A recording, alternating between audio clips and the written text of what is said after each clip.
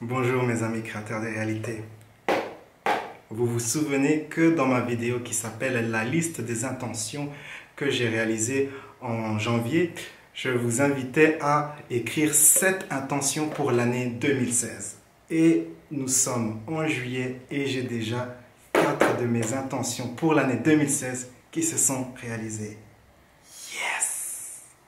Comment résoudre un problème avec l'aide de la visualisation créatrice et de la loi de l'attraction? Tout d'abord, il faut qu'on fasse la différence entre un fantasme et réellement la visualisation créatrice. Un fantasme, c'est quand on imagine avec son esprit quelque chose auquel, quelque part, on ne croit pas vraiment.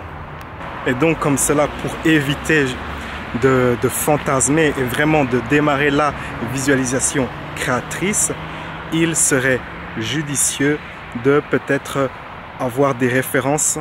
Si ce que vous voulez créer est difficile, essayez d'avoir des références, c'est-à-dire peut-être trouver une personne dans une situation similaire qui a réussi à créer la même chose que vous désirez créer. Peut-être si par exemple vous avez beaucoup de dettes et que vous voulez utiliser la visualisation pour sortir des dettes, essayez de trouver une personne qui a réussi cela, et comme ça vous pouvez vous inspirer de son expérience et savoir que c'est actuellement possible de sortir des dettes en utilisant la visualisation créatrice. Une manière de construire des références, c'est aussi de se comporter comme si, agir comme si, aide réellement à renforcer la croyance que ce qu'on veut attirer est possible. Et maintenant venons-en au sujet de résoudre un problème avec l'aide de la visualisation. Et donc, pour résoudre un problème de manière délibérée, avec la visualisation créatrice et la loi de l'attraction, il faut d'abord que vous soyez dans un état de relaxation, car il est important d'être relaxé pour pouvoir bien se concentrer et visualiser. Donc, c'est la première étape.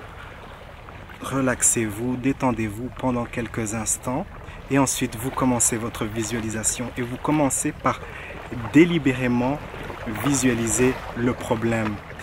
Et comme on vit dans un monde où on utilise tellement d'écrans, c'est bien de aussi visualiser le problème dans un écran. Vous imaginez dans votre esprit un écran mental, peut-être un écran de couleur bleue, et que le problème, vous visualisez le problème dans cet écran mental-là de couleur bleue. Ensuite, lâchez prise sur cette visualisation, même s'il y a des émotions négatives qui remontent. Simplement laissez ces émotions être là sans les juger. Et une fois que vous avez visualisé le problème de manière délibérée pendant quelques instants, vous lâchez prise pour ensuite visualiser l'opposé du problème, c'est-à-dire visualiser une solution, et vous visualisez la solution peut-être dans un écran blanc. Et c'est important de toujours d'être consistant et de toujours utiliser peut-être une couleur bleue, un écran de couleur bleue pour visualiser le problème, et un écran de couleur blanche pour visualiser la solution, c'est-à-dire la situation opposée à votre problème. Et donc vous visualisez la solution, comme ça, au lieu d'investir votre énergie dans les problèmes, de constamment comme ça penser aux problèmes, votre énergie est redirigée de manière positive dans une solution créatrice. Et donc vous faites cela, vous visualisez la solution pendant peut-être 2 à 3 minutes et ensuite vous lâchez prise.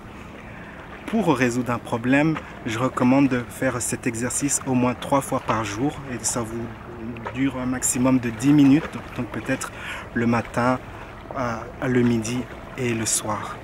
Ça, on a des problèmes récurrents parce que souvent on imagine encore et encore et encore la même situation comme une mouche qui serait sur une fenêtre et qui se cogne constamment car elle répète la même action. Mais avec cette technique, vous réellement changez de direction car vous redirigez votre esprit du négatif vers des pensées positives. C'est un exercice de création de réalité de manière délibérée. Partagez-moi votre expérience et posez-moi vos questions dans la section des commentaires. Je suis curieux de vous écouter. Et sur ce, la vie est un voyage. Appréciez la balade et on se retrouve à bientôt dans une prochaine vidéo. Ciao, ciao!